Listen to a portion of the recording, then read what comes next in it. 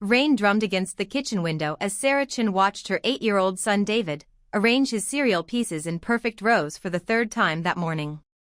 His small fingers trembled with urgency.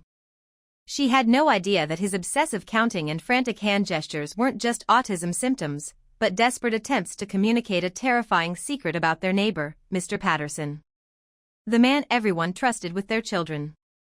The man who had been watching David through his bedroom window every night for months. What happened next would expose a predator hiding in plain sight and prove that sometimes the most important voices are the ones that speak without words. Before we continue with today's story, if you're moved by what you've heard so far, please hit that subscribe button. Every new subscriber helps me keep sharing these powerful tales that remind us to listen with our hearts. Thank you for your support. The morning started like every other morning in the Chin household.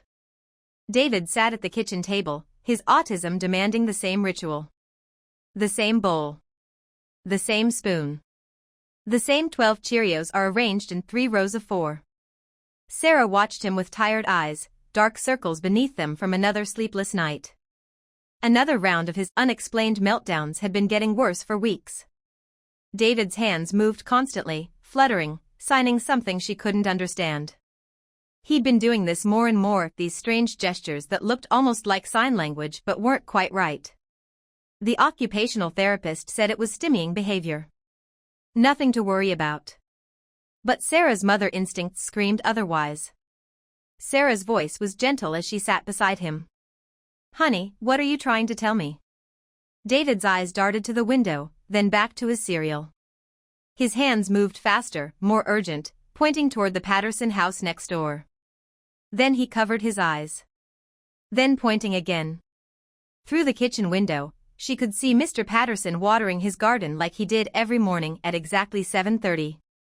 He waved when he noticed her watching, that same friendly smile that had charmed the whole neighborhood for 3 years. David made a sharp sound, almost like a whimper, and slid under the table. Sarah knelt beside the table where her son rocked back and forth, his hands pressed against his ears.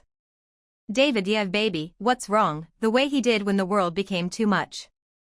But this wasn't sensory overload. This was fear. Raw and desperate. The school bus honked outside.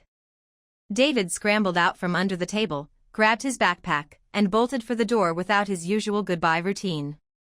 Without checking that his lunchbox was zipped exactly right. Without counting his pencils. Sarah followed him outside, watching as he ran past Mr. Patterson's yard, keeping as far from the fence as possible. Mr. Patterson called out cheerfully from his garden. "Morning, Sarah. David seems in a hurry today." Sarah forced a smile while her stomach twisted with unease.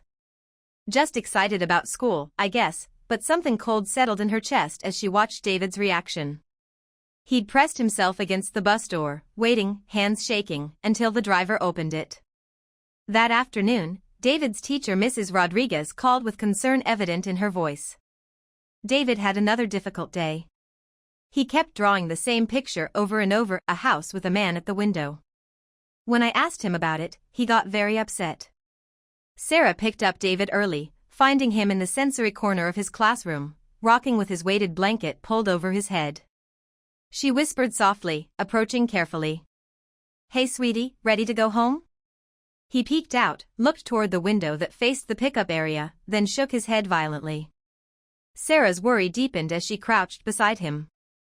"What is it, baby? What are you seeing?" But David just pointed to his drawing, crumpled on the floor. Sarah smoothed it out, her heart racing. It showed their house and the Patterson house next door, with a dark figure at an upstairs window looking down. That evening, as Sarah tucked David into bed, he grabbed her hand and pulled her to his bedroom window. She followed his pointing finger to the Patterson house, where a light glowed in the second-story window. The window faced directly into David's room. Mr. Patterson was there, just a shadow behind the curtain, but definitely there. Watching. Sarah's blood ran cold. She pulled the curtains shut immediately, but David was already melting down, rocking and making those urgent hand gestures again.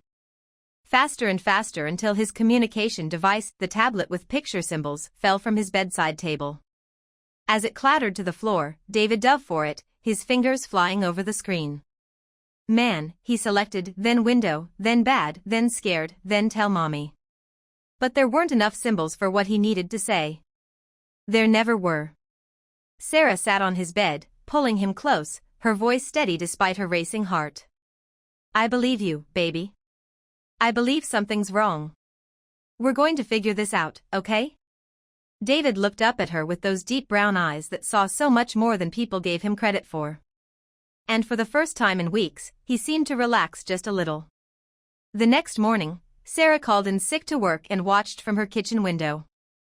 Mr. Patterson left for his job at the elementary school where he worked as a custodian at 8:15, just like always.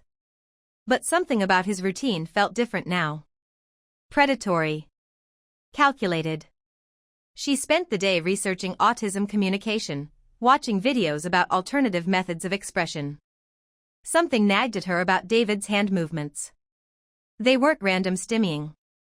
They were too consistent, too purposeful, like he was trying to tell her something specific. That afternoon, she picked David up from school again, noting how he scanned every hallway, every doorway, like he was looking for threats. Sarah spoke carefully as they sat in the car. David, those hand movements you've been making, can you show me again? Slowly, carefully, David began to sign. His version wasn't perfect, but Sarah recognized some of the gestures from the videos she'd watched. Sarah tested her understanding, hope creeping into her voice. Window. David nodded eagerly. Sarah continued watching his reaction. Man. Another nod. Sarah's voice dropped to a whisper. Watching. David's whole body seemed to sag with relief that she was finally understanding. Nighttime, David added with his hands. Every night, Mommy. Every night bad man watches David. Sarah's world tilted. She pulled David close, feeling sick as the pieces fell into place. The sleep disruption. The increased meltdowns. The fear. The desperate attempts to communicate what number 8-year-old should have to bear. That evening, Sarah called her sister Lisa, a social worker who specialized in child protection. Her voice shook as she spoke. I need help. I think our neighbor has been watching David through his bedroom window. Lisa arrived within an hour, bringing a camera with a zoom lens and a notebook. Her professional demeanor kicked in as she surveyed the situation. Tell me everything, she said as they sat in Sarah's living room. David, between them, drew picture after picture of the same house. The same window. The same dark figure. Lisa studied David's drawings with growing alarm. How long has this been going on? David held up fingers, 8, then pointed to himself, then to his bedroom window. Lisa's face hardened as she processed this information. 8 nights or 8 times total? David shook his head and held up more fingers, then pointed to the calendar on the wall. Sarah felt sick as the timeline became clear. 8 weeks. He's been trying to tell me for 8 weeks, and I thought it was just autism behaviors. Lisa set up the camera in David's room that night, positioning it to capture the Patterson house while keeping David safe. Sarah moved David to the guest room, but he insisted on staying by the window. Watching. Waiting to prove that what he'd been saying was true. At 10:47 p.m., the light in Mr. Patterson's upstairs window clicked on. David tensed, pointing urgently as a figure appeared at the window, clearly visible in the zoom lens of Lisa's camera. Mr. Patterson stood there for nearly 20 minutes, watching the house. Watching David's usual bedroom window. Lisa whispered grimly as her camera captured everything. We have him. We have everything we need. The date stamp. The clear view of Patterson's face. The deliberate positioning. The predatory watching. David looked up at his mother and aunt, and for the first time in months, he smiled. The next morning, while Mr. Patterson was at work, Lisa contacted Detective Rodriguez from the Special Victims Unit. She brought the photos, the documentation, and most importantly, David's drawings and attempts at communication. Detective Rodriguez studied the evidence with professional intensity. This is solid evidence. But we need to check if there are other victims. Other children he might have been watching, or worse. They discovered that Mr. Patterson had access to school records. Home addresses. Information about which children walked home alone, which families had working parents. His custodial position gave him perfect cover and perfect access. David worked with a specialist who understood autism communication, showing her more drawings, making more signs, and building a timeline that revealed months of predatory behavior. The specialist, Dr. Kim, translated David's unique communication into clear testimony. Dr. Kim explained to Sarah and Detective Rodriguez with careful precision. He's been trying to tell you that Mr. Patterson doesn't just watch from the window. He's been taking pictures. David saw the flash several times. That's why he was so agitated during thunderstorms, the light reminded him. They found evidence on Mr. Patterson's computer. Images of David and 3 other children in the neighborhood, taken through windows with a telephoto lens. A collection that made Detective Rodriguez's jaw clench with anger. Detective Rodriguez told Sarah with satisfaction in her voice. Your son's testimony, combined with this evidence, is enough for arrest and conviction. His persistence in trying to communicate probably saved other children from becoming victims. Mr. Patterson was arrested at the elementary school as children watched in confusion. This friendly man who had worked there for 3 years, being led away in handcuffs. The investigation revealed a pattern of voyeuristic behavior, targeting autistic and nonverbal children specifically because he believed they couldn't report him. At the preliminary hearing, David sat with Dr. Kim, who helped him communicate his testimony to the judge using pictures, symbols, and his unique sign language. The courtroom was silent as this brave 8-year-old boy told his story in his own way. The prosecutor addressed the court with conviction. The defendant systematically targeted children he believed couldn't communicate. But David Chen proved that every child has a voice, and every child deserves to be heard and believed. Mr. Patterson pleaded guilty to multiple charges of voyeurism and child endangerment, facing years in prison.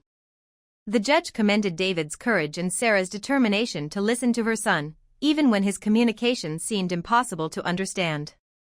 The judge spoke with authority from the bench. This case reminds us that autism doesn't mean absence of voice. It means we need to learn new ways of listening. 6 months later, David's bedroom faced the backyard now, with blackout curtains and a night light that made him feel safe. Sarah had learned basic sign language, and David had learned to use his communication device more effectively. But more importantly, they had learned to trust each other completely. The Chen family started a support group for parents of autistic children, focusing on alternative communication methods and believing in their children's attempts to express themselves. David became a young advocate, showing other kids that their voices mattered, even if they spoke differently. Sarah left her corporate job to become a full-time advocate for children with special needs, using David's story to train teachers, police officers, and social workers about recognizing communication in all its forms. Sarah's motto became her rallying cry. Every behavior is communication. We just have to learn how to listen. David still arranged his cereal in perfect rows. Still needed his routines and predictability. But now his hands moved with confidence, signing stories, jokes, and dreams. His autism wasn't something to overcome, it was part of who he was. And who he was pretty amazing. The night before David's 9th birthday, he sat with his mother looking through photo albums at pictures of himself before the trauma. Before Mr. Patterson. Before he learned that the world could be dangerous. David signed with hands that no longer trembled. Scared gone now, Mommy. David brave. David strong. David tells the truth. Sarah pulled him close, tears streaming down her face. Yes, baby. You are brave and strong, and your voice changed everything. Outside their new bedroom window, fairy lights twinkled in the garden, and the house next door stood empty, a for sale sign in the yard. But inside the Chin home, love and understanding had built something unbreakable. Trust. Communication. And the knowledge that every child's voice matters. This story reminds us that communication comes in many forms, and that every child deserves to be heard and believed. David's courage to keep trying to tell his truth, even when no one understood, saved other children from harm. If this touched your heart, please subscribe for more stories that celebrate the strength of the human spirit and the power of never giving up. Thank you for listening, and remember, every voice matters, even those that speak without words.